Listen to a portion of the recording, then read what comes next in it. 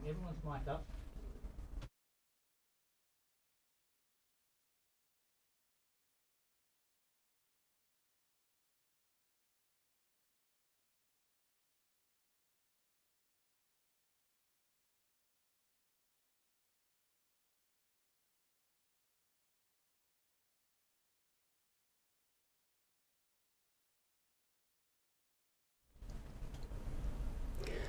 Good afternoon, everyone. Thanks for joining us today for the Department for Energy and Mining's information session on the draft hydrogen and renewable energy regulations. As guests here on Ghana land, we acknowledge everything this department does impacts on Aboriginal country, the sea, the sky, its people, and the spiritual and cultural connections which have existed since the first sunrise. Our responsibility is to share our collective knowledge, recognize a difficult history, respect the relationships made over time, and create a stronger future. We are ready to walk, learn, and work together. My name's Jackie Camerford. I'm a senior policy advisor at the department, and I've been working closely with the team drafting the Act and regulations. The Hydrogen and Renewable Energy Act passed both Houses of Parliament in November 2023. It's a dedicated one window to government framework that will streamline South Australia's renewable energy transition while respecting Aboriginal peoples, communities, the environment and biodiversity. We've developed a set of draft regulations that provide the finer detail of the Act's operational requirements. Today is an opportunity to hear directly from some of the team tasked with developing the regulations and learn more about release areas, after which we'll go to questions and answers. Today's session will run for an hour with presentations in the first half hour and around 25 minutes for questions and answers. We encourage you to send your questions at any time during the session by going to the live chat, clicking on my name, Jackie Camerford, and posting your questions in the chat. Let's kick off by introducing the panel sitting with me today. Lachlan Pontifex is Director of Policy. Dominic Pepicelli is Deputy Director Energy Regulation. Michael Malavasas, Director Energy Regulation, and Cameron May, Project Manager Release Areas. So Lachlan will start the presentations with a general overview of the Act and regulations. Thanks, Lachlan. Thanks, Jackie, and welcome to everyone sort of here today. As Jackie mentioned, the HRE Act passed Parliament on the 23rd of November and was obviously the product of really significant consultation with industry and other key stakeholders. So what I'm attempting to do with the presentation sort of now is just provide a bit of a recap for what the Act provides and how it links in with the regulations. Up front, just a couple of things to say about what we're looking to achieve with the Act and regulations. The first one is that the Act is very much about trying to recognise and facilitate the opportunities associated with decarbonisation and the green transition. And in this sense, it's a really sort of core activity from the State Prosperity Project, which the Premier and the Government has recently announced, and which is basically a coordinated initiative to unlock the full potential of renewable energy, critical minerals and green manufacturing in South Australia. So essentially, just to recap, the Act essentially looks to regulate for and introduce 4 licence categories across renewable energy and hydrogen production. The first licence types are very much about the renewable energy and feasibility licence, and they're about essentially the exploration and investigation of renewable energy resources in particular areas of the state. The second licence category is the Renewable Energy Infrastructure Licence, and essentially is around how those energy resources will be developed, including licences for wind farms, solar farms and related transmission infrastructure. The third licence category is hydrogen generation, and that's, as it suggests, essentially licence category for generating hydrogen or other hydrogen compounds. And the fourth licence category is associated infrastructure activities, which is essentially around the infrastructure around regulation of the infrastructure related to those renewable energy or hydrogen activities. They could include things like a hydrogen power plant, port wharves or jetties, desalination plant and other associated infrastructure. One thing to say in addition to those licence categories is that the Act and the regulations essentially seek to establish a regulatory framework that's more than just about authorising hydrogen renewable energy activities. It really seeks to regulate them within a project life cycle that this presentation attempts to sort of show. Everything from the competitive application process up front, land access provisions, the development of the particular activities and the construction of those activities, how those operations are going to be operate over the life cycle and of the licence, and how they will essentially be closed and decommissioned and the land rehabilitated. And it essentially in that way sort of recognises that each step of that cycle has different impacts that needed to be assessed and considered. I mentioned up front a couple of the broad objectives of the Act. These have been included right up front of the HRE Act, and they establish how the Act is going to be regulated and the priority objectives. And you'll notice that they explicitly are about seeking to support the development of hydrogen renewable energy activities for the benefit of the state, but they're essentially looking to flag that development can't come at any cost. So economic, social and environmental impacts are expected to be managed in a way that provides benefits to communities in which those activities are located. Another important sort of element is that multiple land use and coexistence is expected to be maintained between the renewable or hydrogen activities and the other land uses on the land on which they're going to be located. Consultation was a really important element of the development of the bill, just as it is for the development of the regulations, and as a result of the consultation process, there were a number of changes that were introduced in terms of the final version of the bill. Draw people's attention to the expanded scope of the Act to include elements associated with the Hydrogen Jobs Plan and the Port Bonython Hydrogen Hub, the introduction of the associated infrastructure licence, which I mentioned up front, an expectation that the Minister must pay an amount of the rental income associated with activities under the HRE licence into the Pastoral Land Management Fund, and also an object to include explicit reference to the need for engagement with regional communities. A couple of the other ones, I mentioned environmental impacts. We're very sort of clear about how the protected areas under various acts in South Australia are excluded from the release area process, areas like the Arkaroola Protection Area and national parks. And it also talks about some of the administrative processes by which the department that's responsible and the minister responsible for administering the HRE Act must refer to other ministers and other acts, such as the Planning, Development and Infrastructure Act. And also the Act sort of made clear that environmental impact assessment processes are required before licence grant, so that those environmental considerations are considered as part of a decision to grant a licence. Just finally, I'd like just to briefly talk about what the regulations actually are and how we're looking to work through a lot of the specific details of the issues in the draft regulations.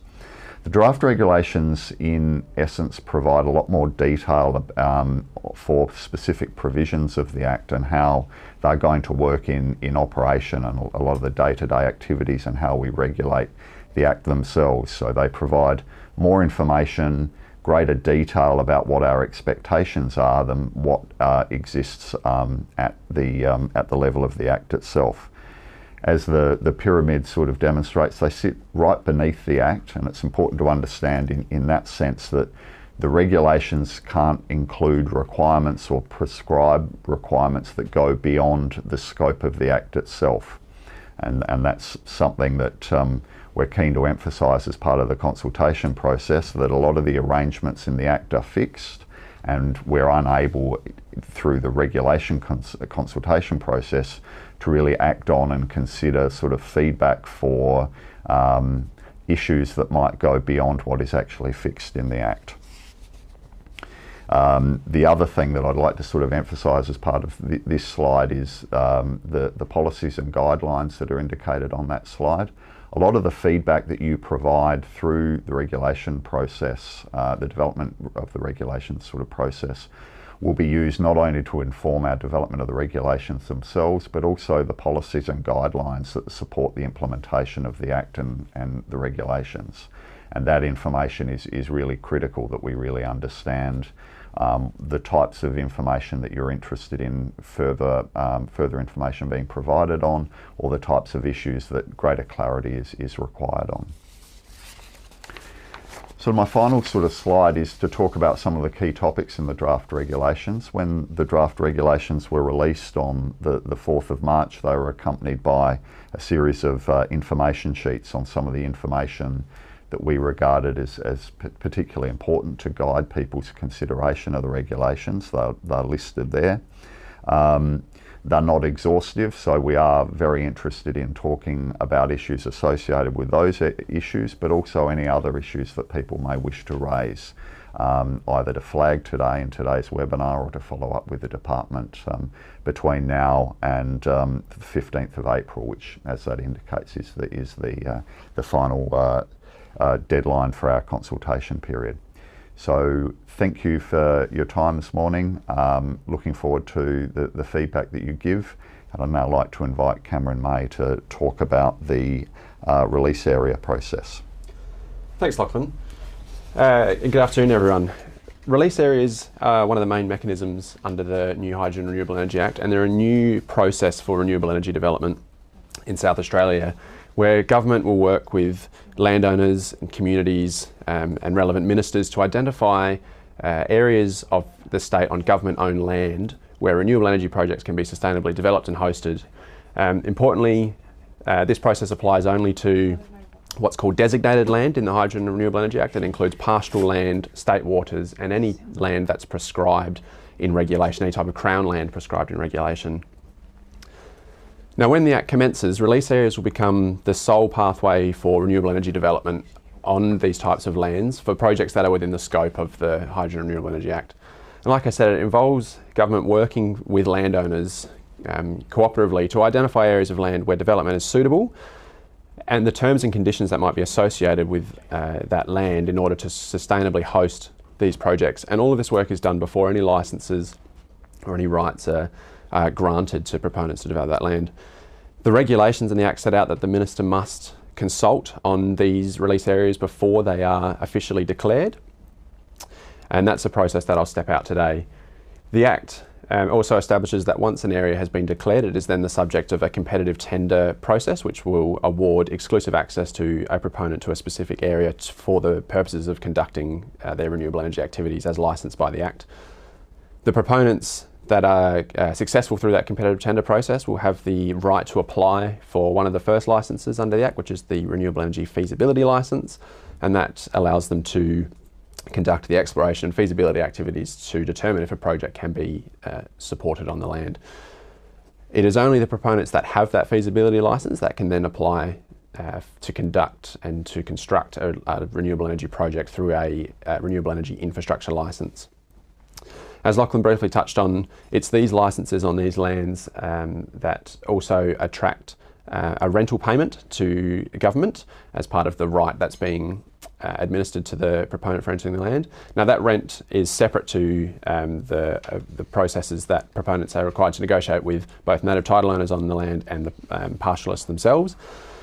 We've produced some information in the draft regulations and as well as the accompanying information sheet that set out the methodology as currently proposed for determining this rent. At a high level, it involves the Minister for the Act making a rental determination that essentially sets a baseline value for both the feasibility licence and the infrastructure licence, and that is published before release areas are available for tender for transparency. And that sets the baseline. Now, through the competitive tender process, applicants also then have the ability to make an additional offer for rent of what they are willing to pay for the right to have exclusive access to that land for that process, and that'll form part of the competitive tender application. The proponent who is successful through that process will have the rental calculated through the, based on the offer that they established through their competitive bid. So today I'm going to specifically take you through some of the steps that the government is undertaking to identify these areas of land, but also what the draft regulations say to dictate how the process must be administered. So there's a few consultation stages I'll take you through, a lot of pre-engagement work, and then also the identification, consultation and publication of those areas. Now, in order to identify any release area, the government has taken the view of essentially a three-stage approach, where in the first instance, the government will conduct very high-level mapping to understand where in the types of areas of the state we're looking at that high-level wind and solar resources exist, alongside existing land uses in the area, constraints that we're aware of, and as well as supporting and critical infrastructure, like transmission networks and key roads and pipelines, etc., that might be necessary to facilitate these projects. And that mapping work will identify areas of the state that can begin to look like to be investigated for future and potential release areas. Now, that work has to be supplemented heavily with engagement with the landowners that exist and live in those areas, and the mapping work that the government do will be further informed by this engagement. And that's to specifically with the pastoralist and native title groups in any given area, and it's to identify first the level of interest those landowners have in participating in the process, but also to begin to understand how they use their land and the property and the constraints that might exist on that land that may either not be suitable for renewable energy development, or may need conditions and criteria attached to it in order to allow those activities to coexist. Importantly, all of this work happens before we get to a public consultation stage, and it's to make sure that this is a collaborative process where development can recognise the needs of existing landowners with also government priorities. Government will then also further work with other government agencies and industry bodies through that process to understand the views and concerns towards development in that area. Now, this work before public consultation is what we're terming as a study area approach, and that allows government to refine the areas of the state where government can focus their attention. A study area has been described as an area that can host one or more release areas following engagement that I've just set out, and it allows us to do those more site-specific works to identify resource potential and also the existing land uses. It also allows government to conduct this process on a staged approach, but also across the state in different stages to potentially investigate release areas, more than one release area at once across the state, or develop a pipeline to understand where the government might be focusing their attention in the future on designing and identifying release areas. Now, following that pre-engagement work and pre-consultation work with those landowners and mapping work, the goal of that is to define what the Act and regulations call proposed release areas, and that's what the Minister is required to publicly consult on. So once proposed release areas have been identified, the Minister is required to consult with stakeholders, both in a public sense and in a targeted sense, for a period of 6 weeks, as prescribed by the regulations, and that's initiated by the Minister issuing some notices that describe the land that is described as a proposed release area and inviting submissions. Now, the draft regulations also contain an element that allows consultation to occur before the Act commences to begin to identify proposed release areas. The regulations set out the process that so this is to be followed. In essence, it requires, or it allows that if the Act commences and there's been a lot of consultation work done prior in accordance with the requirements of the Act and regulations, that consultation can actually be recognised as meeting the requirements of the Act and allowing a release area to be declared almost soon after the Act commencing. It's not intended to circumvent any of the consultation requirements. It's more recognising the work that the government is actually currently conducting in tandem with developing this legislation to make sure that we can actually have these projects and release areas available as soon as possible and allow development to really begin to investigate in this area. The consultation itself is intended to further define the boundaries of a release area, the size, any exclusions that need to be considered, and the exact location of a proposed release area, as well as determining the site-specific selection criteria that should be applied to the competitive tendering process that will follow.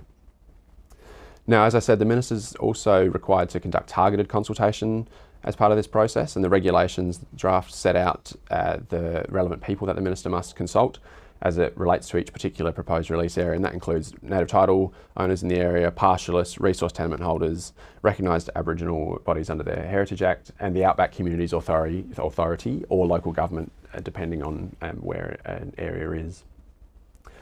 Following that public consultation, the Minister is required to consider the feedback received during the consultation on a proposed area in order to finalise the boundaries of the release area, as well as the selection criteria that will accompany that area when it's eventually open for competitive tendering process.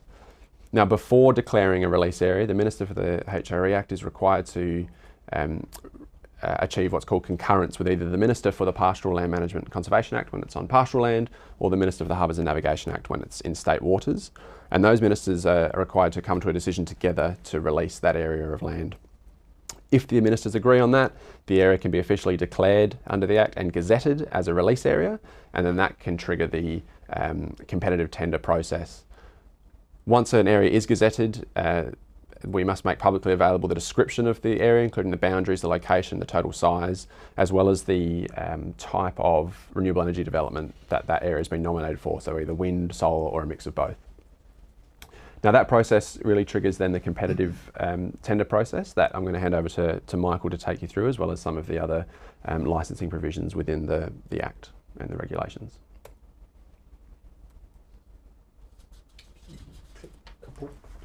Next one. I'd just like, good afternoon everyone, Michael Malavezos here. I'd just like to start off with, Lachlan already covered these issues on what types of licences the new Act provides for, but I just wanted to highlight in the second dot point in this particular slide where the approval licensing and approval pathways that we're proposing under the HRE Act will replace the current provisions under the Planning and Development Infrastructure legislation. I think I'll also like to start about to make it quite clear what won't be licensed under the HRE Act. Firstly, renewable energy generation for the purposes of providing energy for licensed activities under other legislation such as the mining and petroleum legislation, where companies may build renewable energy projects, whether it's a solar farm or small wind farm, to power their facilities. That won't be licensed under this legislation. That will be licensed under the respective mining or petroleum legislation, either under a miscellaneous purpose licence or an associated facility licence for the case of the Petroleum Act. Anything to do with renewable energy less than 5 megawatts won't be licensed under this particular legislation. Standalone batteries won't be covered unless they're batteries associated with a renewable energy project. And any other storage obviously will be covered, whether it's pump hydro, and if it's related to the particular renewable energy project, that will be covered under either the renewable energy infrastructure license or the associated associated infrastructure license. Transmission pipelines for the transportation of hydrogen, they won't be covered under this legislation. They're already covered under the Petroleum and Geothermal Energy Act. Storage of hydrogen underground in natural reservoirs, that's already covered under the petroleum legislation. Production of natural hydrogen, that's already covered under the petroleum legislation. End use of hydrogen is not the object of this Act, other than except for power plants, in other words, petrochemical plants, or converting hydrogen to fertiliser, ammonia. That's not the purpose of this Act. That will remain under the Development Act. And obviously non-commercial hydrogen projects, something small little research projects, etc. Slide. So once the release areas are released, further to what Cameron discussed, I'd like to now talk about the tender evaluation process that we plan to administer under the new legislation. It's important to note, though, that, and it's important to stress that the tender evaluation process needs to always ensure that the proposal will meet the objects of the legislation, and that's obviously to encourage and maintain appropriate level of competition to access designated land, enable engagement with Aboriginal people, which is an important inherent central part of the architecture of the legislation, enable engagement with rural communities, and obviously the big picture is to facilitate economic prosperity through the benefits of realising the state's renewable energy and obvious potential, particularly in the value add aspects of utilising renewable energy, particularly in generating hydrogen, using the hydrogen for value add products. So I'd like to get into the proposed criteria. These are listed in the regulations, but I'd like to just elaborate a bit today on these. Obviously, one of the key criteria is we, as the government now having skin in this game through this legislation on designated land, it's important that the projects that get proposed have a good chance of being realised. We don't want aspirational projects. Our role in here is not to interfere with land access arrangements between native title groups or pastoralists. Our job here is to ensure the projects that are being offered have a good chance of being realised and delivering economic benefits to the state, and that's a key part of the tender evaluation. Obviously, part of that is looking at the proponent's experience and ability in delivering such projects. We're very keen to get these projects on and up and running within a short period of time as possible. So obviously companies that have a proven track record in that space are the ones we're really targeting, particularly looking at their organisational experience and success in delivering such projects. Obviously, the key to this central to this legislation is land access, and without experience and ability to coexist with other landowners, native title groups in particular, and pastoralists, land access will always be a hurdle. So that's an important aspect of looking at the experience of proponents in this space. And of course, environmental and cultural heritage management credentials and proven track records in that space will be important in the consideration. And the final two criteria is obviously, as I said at the beginning, the government, and particularly our Premier, has made it quite clear that his ambition is to see an industry that's going to deliver potential net economic benefits to the community and to the state. And so we're looking very much at the potential of the proposed proposal to contribute towards development of local supply chains. And we understand one project won't deliver all these net benefits. It's more about getting to that critical mass and looking at each individual project, how it will contribute towards that critical mass. And the other important point, the last criterion, is the Minister has also the ability for specific areas to actually, in consultation, because one of the requirements is before we release the tender process, is to go out and speak to the various landowners and industry on the proposed criteria. And for specific areas, the Minister may want to develop a specific criteria. So there is a provision in that legislation to give that Minister that flexibility. A bit on the evaluation process of how we plan to run this. It's obviously overarching this process is definitely governance, probity framework needs to be put on top to ensure impartiality and transparency in any decisions that we make. It will be a panel-led process. The proposals will be evaluated through direct engagement with the proponents after the deadline. After the deadline, we expect them to make a submission against the criteria, and then the panel will look at direct engagement to flesh out details in making its decision. And where necessary, the Minister has also got the power to weight on a case-by-case basis the criteria. However, the Minister will have to declare that weighting at the tender release stage. The skill set that we'll be looking we're looking at establishing for this particular panel include obviously expertise in the renewable energy project, commercial and technical space. We're currently in the process of preparing an expression of interest to seek out that expertise as an independent body to sit on the panel, providing us that advice. obviously environmental management, credentials and knowledge in traditional owner interests will be an important part of the panel. Financial and commercial and industry and supply chain capability development will be the five key skill sets that we're looking at establishing on the panel. So with that said, I just want to touch a bit on the environmental assessment and approval process.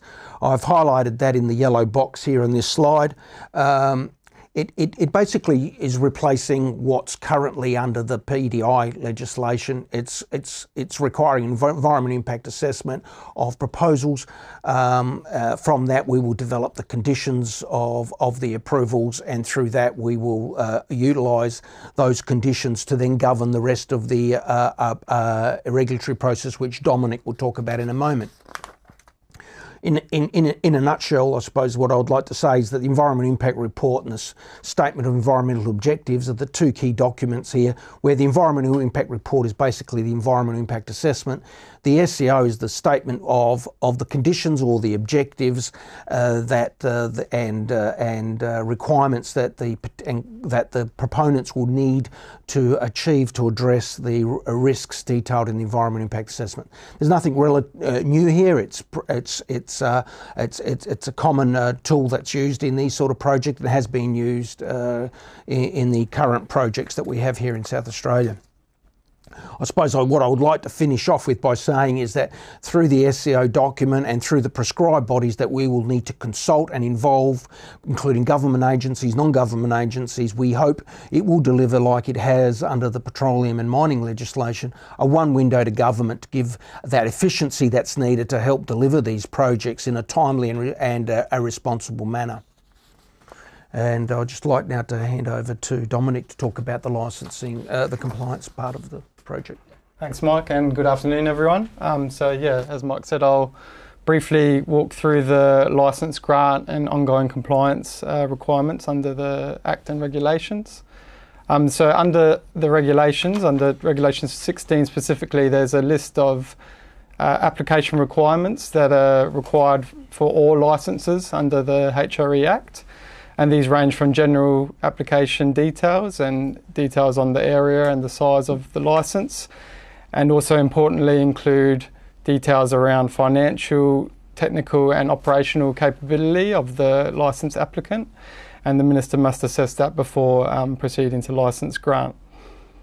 The licence application also includes a work program that needs to be submitted as part of the application, and that work program will include a statement of the nature, extent and proposed scheduling of operations.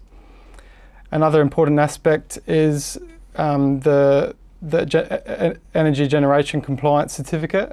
So we're bringing this requirement across from the planning, development and infrastructure regulations.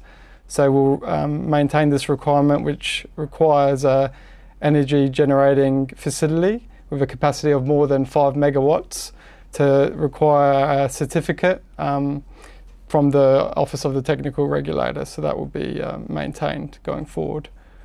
And then finally, there needs to be a gazetted SEO and also native title agreements over native title lands before a licence can be granted. So in terms of licence fees, we have these included as part of the info sheet for general licence applications that you may peruse at your own leisure. The licence fees will be included as part of the fee schedule that will accompany the regulations, and they're based largely on the Petroleum and Mining Act licence fees that are included under those regulations. The licence fees are specifically for the administration of the Act, so that we aim to be fully cost recover eventually, but we're seeking feedback on these licence fees as part of the regulations and our consultation on them. So once the licence is granted and moving forward, before activities commence on the ground, there needs to be an operational management plan approved by the Minister.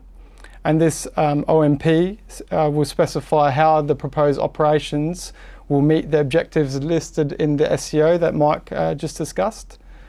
And in meeting the objectives of that SEO, it will need to cover things like relevant standards that will be applied and technical specifications, along with other relevant technical details about the specific project. And these are all included in Regulation 34, and we're seeking feedback on them as part of the consultation. And finally, we acknowledge that there's a requirement for the safety, reliability, maintenance and technical management plan under the Electricity Act. So that requirement will still be ongoing, but we will acknowledge that as forming part of the OMP moving forward under the HRE Act. So next, as part of the ongoing compliance and reporting requirements under each of the licences under the Act, this steps through a few of them, a few of the key ones, the first being the annual licence reports under Regulation 24. So this will be provided on an annual basis, obviously, and include details against the work program that's been submitted as part of the application. Next, we have the half-yearly data reporting under Regulation 25, and that will include things like wind speed data, solar radiance, and for hydrogen projects, the hydrogen production on a half-yearly basis. And as included in the Act, this information will be held confidentially until licence relinquishment.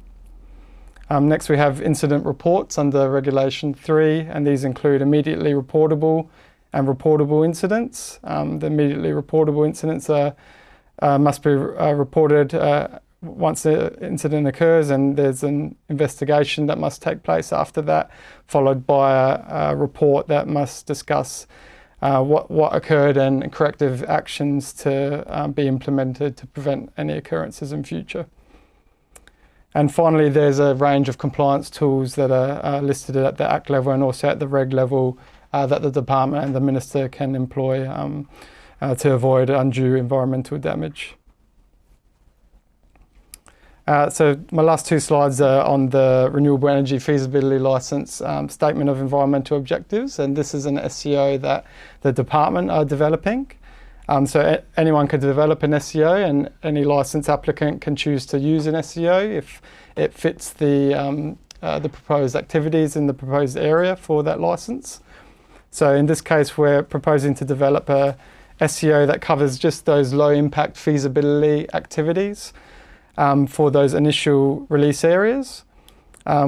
We've engaged the services of a consultant to undertake this work, and we'll be consulting with industry and stakeholders and owners of the land before finally developing the SEO and going through the consultation requirements as required under the HRE Act once it commences. And the aim of all of this is to really streamline the process for release areas and grant of licences. So effectively, those proponents that are awarded with a right to that licence can skip the environmental assessment process for these low impact activities. And this is just an example of some of the activities that are included in that feasibility licence. So things like the remote sensing, so SODAR and LiDAR, which are trailer mounted units, low impact activities, and also met mast installation and monitoring. So the SEO will cover those types of activities, and we'll consult more on the activities and the location as we work towards the commencement of the Act. Thank you. That's all. Thank you all for your presentations. We're going to switch over to a question and answer session now, so we'll try and keep it fairly informal and chat between ourselves. So I'll kick it off. Let's start, Cam. What happens to the land in a release area if the owner of a winning release area tender cannot undertake or complete their project, or if it turns out not to be feasible? Yeah, good question. I suppose there's a couple of things in that question. It kind of depends on at what stage and under which licence sort of some of those decisions are made. When it comes to activities on designated land, so through a release area process, the Act, as Dom touched on, has requirements that data is provided to government, and should a licensee relinquish their licence at any stage. The government does then retain that information, and when it comes to those government-owned lands, the government would likely seek to look to conduct another competitive tender process and seek another applicant that would be interested in developing that land, and would have the benefit then of data being available that was captured during that process to potentially, further inform a project or improve the chances of that development occurring. There's a lot of provisions in the Act that I think Mike and Dom are probably a better position to speak to about some of the tools and conditions that the regulators have to make sure that any work, for example, is decommissioned, and there's that there are still conditions imposed on a licensee that they have to meet before they can relinquish their license, that are designed to protect landowners and the government from any undue costs or damage to the environment as well as part of that process. Okay, good. Is there anything you wanted to add to that, or happy with that? Oh, the only thing I would add to that is that, as Cam pointed out, the Act provides for security and bonds, and so that's an important part that we're working on now outside the Act for a policy which will be very much risk-based, and also acknowledging the fact that your liability doesn't start from day one. It starts as you progress the project, so we're looking at some sort of progressive payment system where it looks at the commensurate risk and also the level of liability. So yeah, there are plenty of tools to be able to ensure that sort of compliance. And I guess to add to that, as Mike said, there's no specific details around decommissioning in the regulations. There's the Act power, which requires the minister, which allows the minister to seek security for over a licence, but the actual details on the security and as Mike said, the risk-based approach will be set out in a policy that will sit underneath the regulations, similar to under the Petroleum and Mining Act. But also adding on top of that, the environmental impact assessment will have to cover decommissioning as well as part of the environmental assessment. Yep. Okay. This one for you, Lachlan, maybe. How are projects that are already in motion, how do projects that are already in motion interact with this new Act, i.e. projects that have already engaged with community, traditional owners and landowners? Well, I might throw to sort of Mike and Dom to talk about some of the specific processes there, but it will really depend on where and how far advanced some of those projects actually are. This is intended to be a licensing project for a licensing and regulatory framework for new projects sort of coming in. The development of the criteria is about recognising work that and experience that already exists in engaging with landowners, but it is intended to be a competitive sort of the introduction of a competitive process. So if particular projects haven't received already development approval, there is an expectation that they'll be subject to the release area process where they're within those prescribed lands as prescribed under the Act. And that's not to say that work that's already commenced with some of these projects won't be recognised as part of the assessment process. I mean, like I said earlier, one of the key objectives is, well, criteria being equal, is to get access to land and get projects up and running at a shortest period of time as possible, because that's what ultimately this government wants. That's what our Premier is asking us to do, to facilitate these projects in a responsible manner. So I don't think there's any such thing as a wasted effort of work that's already being done to facilitate some of those land access issues. Absolutely. Without talking too much out of school.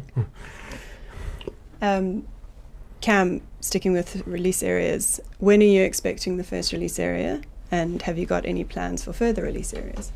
Thanks, Jackie. We are intending to have release areas ready to be officially declared under the Act soon after the Act commencing, and so that is obviously subject to the passage of regulations, and your feedback is going to inform and be critical in how we can finalise these draft regulations. As I briefly spoke about, the draft regs have a process that says if, upon the Act commencing, the Minister gives a notice to consult on release areas officially, that consultation only needs to occur for a 10-day period. And like I said before, that's in recognition of the many months indeed, but weeks that happen before the Act commences where that consultation is occurring. So that mechanism is in the draft regs, and we're interested in your feedback on that. But that's one of the tools currently proposed that would allow us essentially 2 weeks after the Act commencing, if we're confident in having run a consultation process prior to that, that a release area could be declared and gazetted, and then subsequent competitive tendering process. That's for the first immediate priority. Any subsequent release areas after that sort of first month of operation are subject to the full 6-week consultation requirements under the regulations themselves, but we fully intend to have a staged and orderly release of these areas. The map I showed earlier in the presentation gives an indication of where we know there to be initial interest from industry, landowners and native title groups, and so that's certainly the areas of the state government will be focusing first, and that absolutely coincides with the demand we're seeing in the Upper Spencer Gulf and a range of hydrogen and decarbonisation projects. But we intend on publication of some of the first release areas to give indication of where we will be progressing next, and where consultation is likely to commence on future release areas. So everyone can have certainty of where that process is heading and whether or not their land or their project is to be considered next or as part of this process. Okay, good. Someone's asked, there's been a lot of discussion about designated land. Can we please provide an overview of process for renewable projects on private land, and I guess what our involvement is there? Yeah, I can go through Yep. that. Yeah. Yep. So the process over freehold land, so non-designated land, in terms of granting of a licence and a licence application, there needs to be an interest in that land first. So whether it be through an agreement with the landowner or ownership of that land, that is first required before applying for a licence. And then the approvals for the activity to commence, like Mike mentioned, we're taking that out of the existing Planning Development Infrastructure Act and moving it under this Act. So it will have the requirements for environmental assessment and then approval of an operational management plan before the activities can commence, and then it's subject to the ongoing compliance requirements under the Act, as I discussed. I'll just add to that as well. The Act sets out in particular the transitional arrangements for projects that are on that freehold type of land, and sets out all the different acknowledges the different stages that projects might be at, and essentially if they've entered the pathway under the Planning Act, this Act gives them the right to continue through that process, and should they receive approval under that process, they will then be transitioned into the HRE system at a certain point in time, depending on their project and what stage they're up to. Yep. Okay. And I'll just stress that there's no competitive tendering process over freehold land, so it's just inquiring the interest in the land and then coming to the department to seek the licence. So no release area. No process. release area process. Yeah. I'll leave this open to the room. To what extent does application for a REFL, feasibility licence, have to detail future activities to be covered under REIL, infrastructure licence? My answer to that, and I've had this question previously a number of times, we recognise that at the REFL stage you may not know what the resource is, so you're trying to get on the ground to actually ascertain that resource. But there must be an ultimate business objective there of why you're going out there. So what we want to know is the best case scenarios. We want to know, well, what are the risks associated with not realising the big picture? No one's going out there just to generate electrons for the sake of generating electrons. So there must be a vision, there must be a proposal, there must be a project. That's what we want to know about, with all the potential risks that are associated within delivering that. Then the panel will be able to decide through the expert skill set that it will have on the panel to actually make a call on how realistic that project proposal is. So yes, it is very much about, you know why you want to go out there to look for the renewable energy. Tell us why, and sell us the picture, sell us the dream, so to speak, and the vision, and that's the important bit. So, and we're associated with all the warts and all that, you know, if this happens, all the contingencies, this may not happen, etc., etc. Yeah. How, Dom, probably for you, how does the framework manage water and its use both from an environmental and cultural perspective? Yep. So the environmental assessment will cover impacts to water, and in terms of infrastructure for the taking of water, that's also covered by the various licenses under the Act. So through the Associated Infrastructure Licence, and also the infrastructure and feasibility licenses if water is required. There's also a provision to capture desalination plants under the Associated Infrastructure Licence. So all of that activity is covered by the Act and regulations, but the actual taking of that water is covered under the Landscapes Act and through the Department for Environment and Water in terms of allocations of water and how that's managed. So So we just cover the approval for the activity and the construction of the infrastructure. And I suppose that speaks to the sort of one window to government type framework that we're trying to create, where it comes to us and then when we try and we work with the other agencies and other acts. Exactly. Yeah. Given that renewable energy projects are no longer going to be approved under the PDI Act, will the native vegetation regulations be amended to give renewable energy projects the same clearance approval process that they currently have as a result of a PDI Act approval?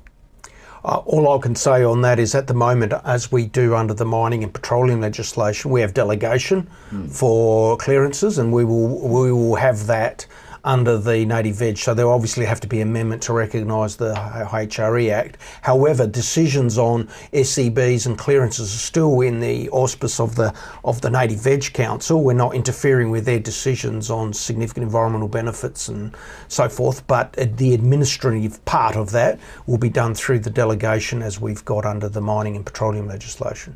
That's right. And I suppose to further emphasise that, the Act is intended to be a one window to government. It's not intending to duplicate existing legislation where it relates to things like might be native vegetation, it might be other legislative frameworks. The intention is to have, where relevant, existing environmental or other sort of legislative requirements being able to interact with the HRE Act through sort of one window to government, but it doesn't reduce the requirements or duplicate those requirements. Those requirements will still be in place, but will be facilitated through the HRE Act.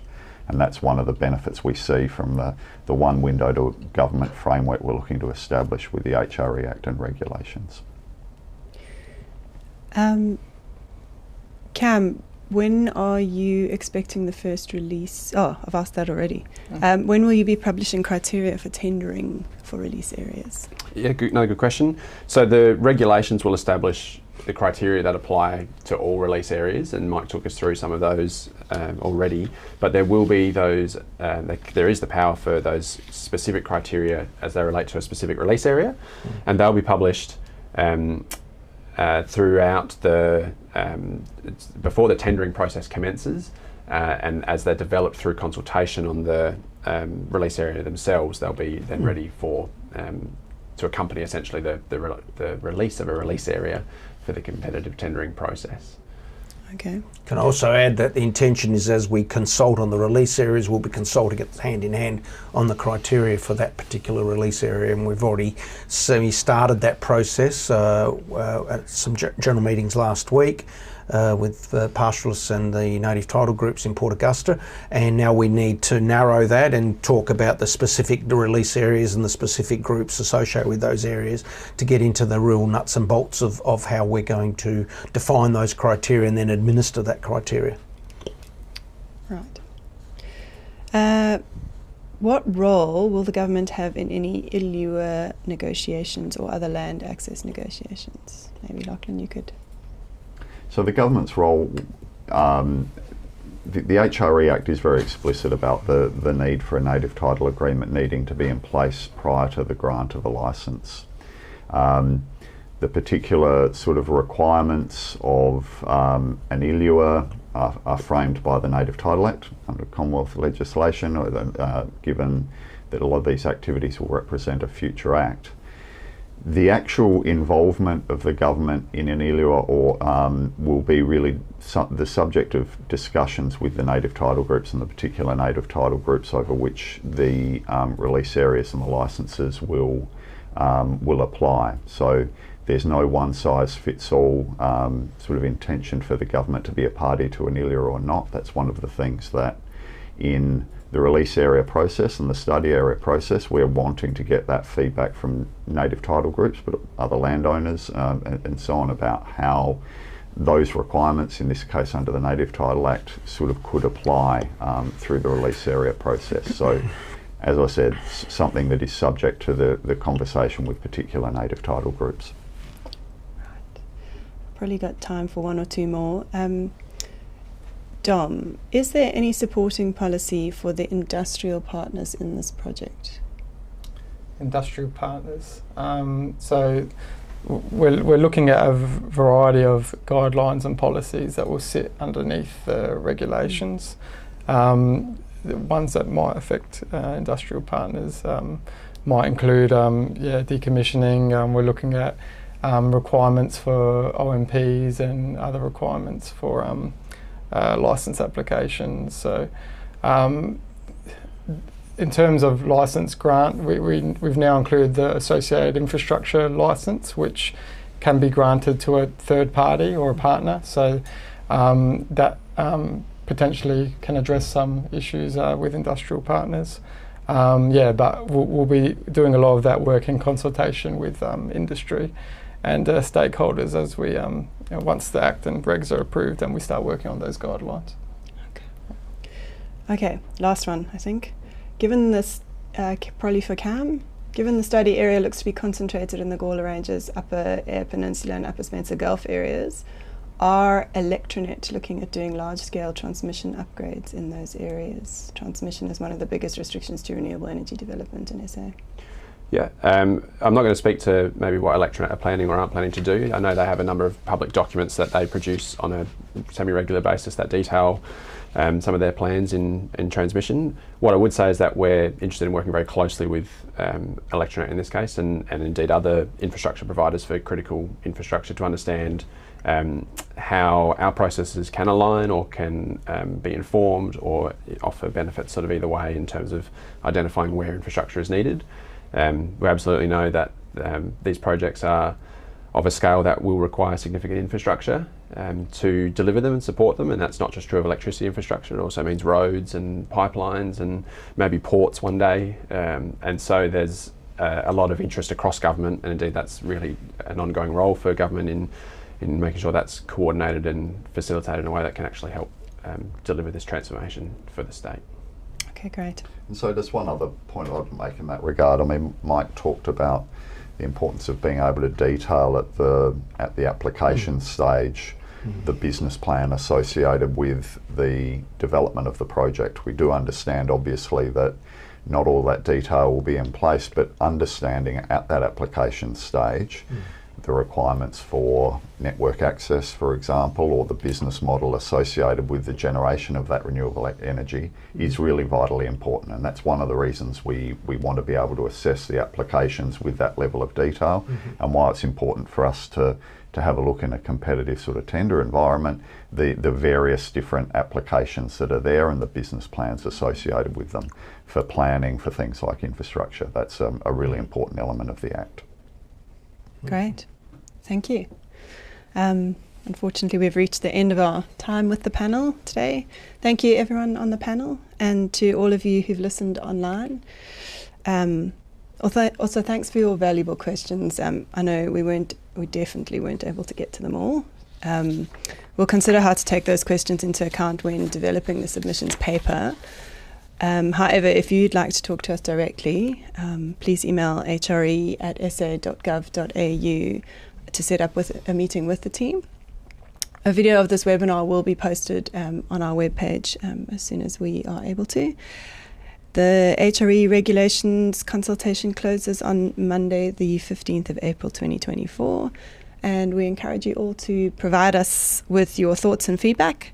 Contributions can be made, as you'll see on the slide, using our Your Say form or directly emailing us on hre@sa.gov.au.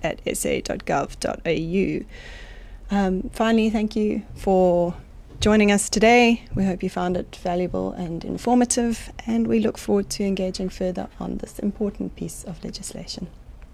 Thank you. Thank you.